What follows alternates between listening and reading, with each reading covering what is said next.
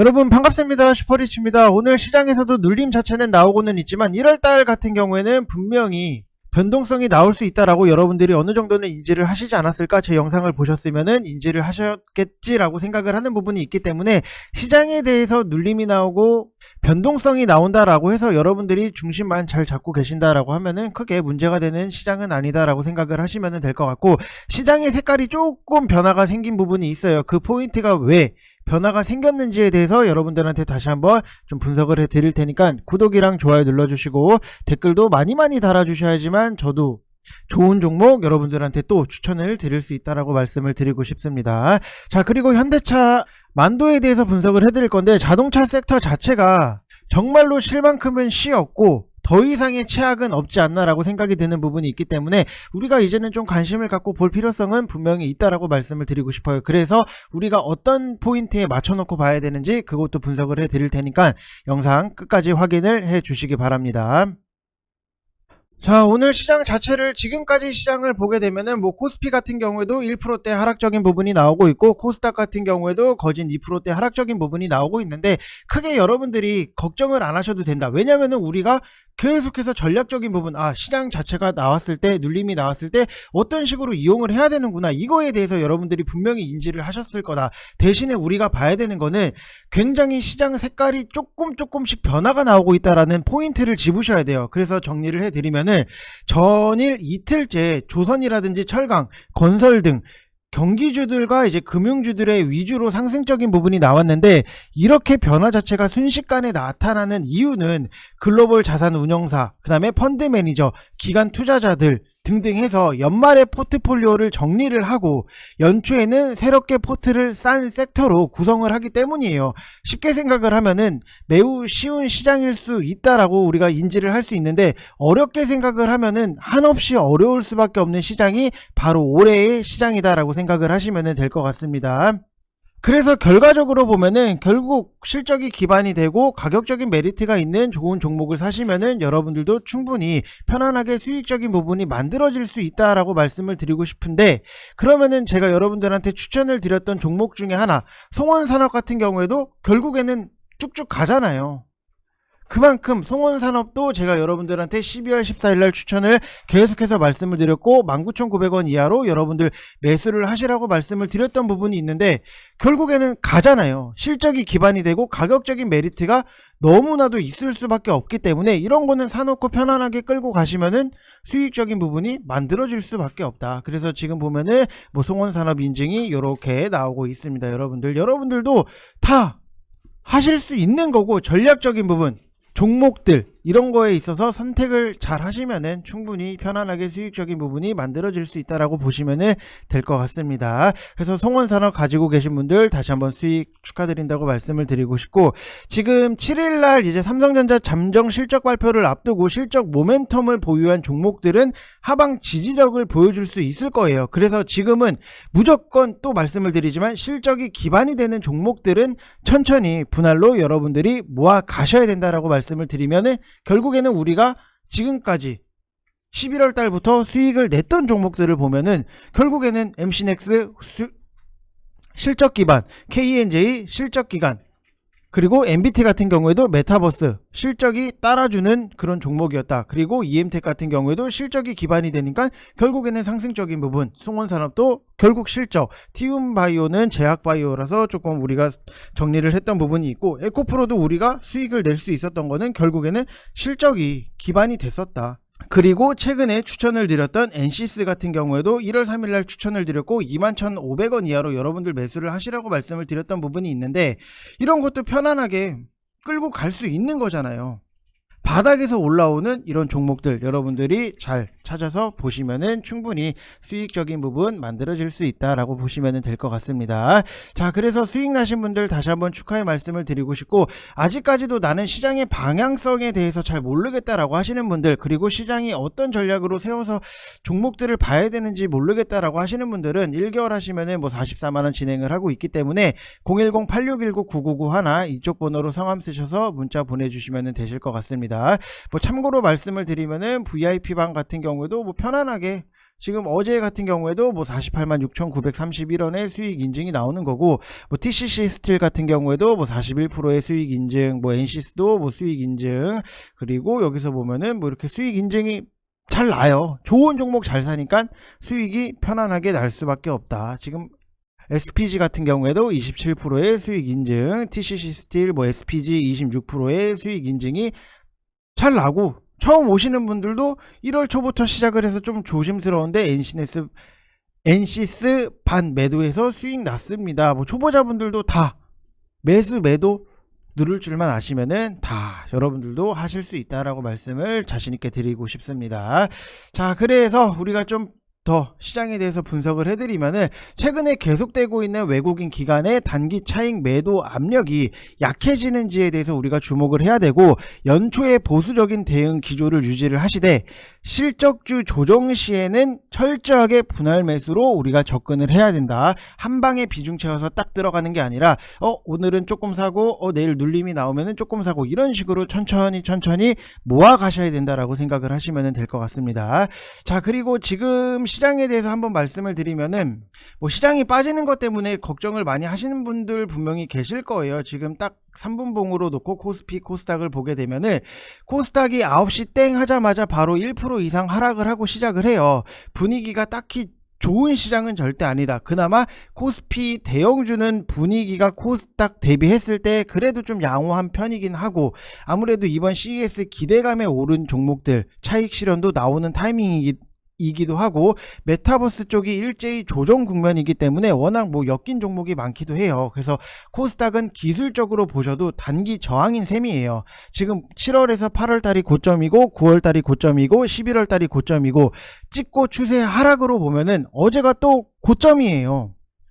여러분들이 잘 하시는 고점에서 줄긋기 하시면은 어제가 저항이다, 이런 그림 자체가 나오기 때문에, 지금은 뭐 오늘 빠지는 거에 대해서 여러분들이 너무 예민하고 민감하게 받아들이실 필요 없이, 그냥 원칙적인 거, 우리가 그냥 좋은 종목 좋은 매수가에 잘 사서 편안하게 수익적인 부분 실현을 하고, 시장이 빠진다고 두려워하는 게 아니라 오히려 나는 좋은 종목을 선택을 했기 때문에 시장이 빠져서 가격적인 부분이 싸진다라고 하면은 나는 분할 매수로 조금 더 사겠다, 그러면서 평단 관리를 하겠다라고 생각을 하시면 될 것 같아요. 여러분들이 만약에 뭐 샤넬 가방이라든지 뭐 프라다 가방이라든지 구찌 가방이라든지 내가 가방을 갖고 있어요. 근데 여기서 30% 20% 세일을 한대, 그러면은 하나 더 사잖아요.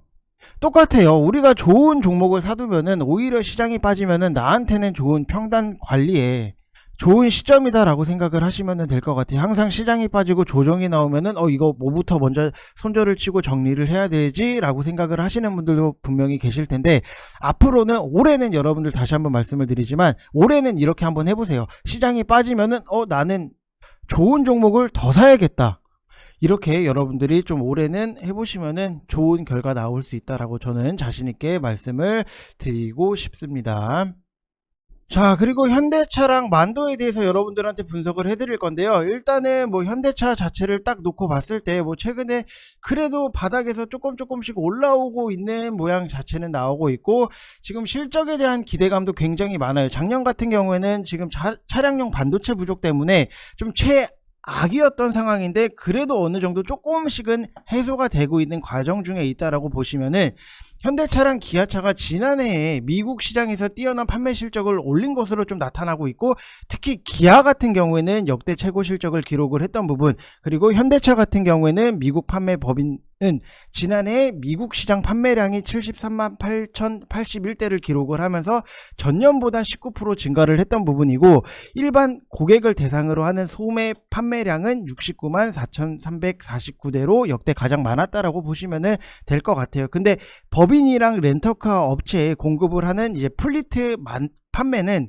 전년 대비했을 때 24% 감소를 해서 뭐야 많이 빠진 거 아니야 라고 생각을 하실 수는 있는데, 다만 플리트가 전체 판매량에서 차지하는 비중 자체가 6%밖에 안 되기 때문에 실적에 대해서는 크게 영향을 끼치지 않는다라고 보시면 될 것 같습니다. 그래서 미국 시장에서 역대 3위의 판매 실적을 올렸고, 지금 전기차 시장 점유율에서 테슬라 다음 2위를 내다볼 만큼 경쟁력 자체가 굉장히 높아지고 있고, 테슬라 같은 경우에도 최근에 기사를 보시면 아시겠지만 뭐 당연히 판매량 자체도 많이 팔렸어요. 근데 리콜들이 조금씩 짜잘하게 나오고 있다 보니까는 점유율에서도 조금은 흔들릴 수 있다라고 하는 부분이고, 이제는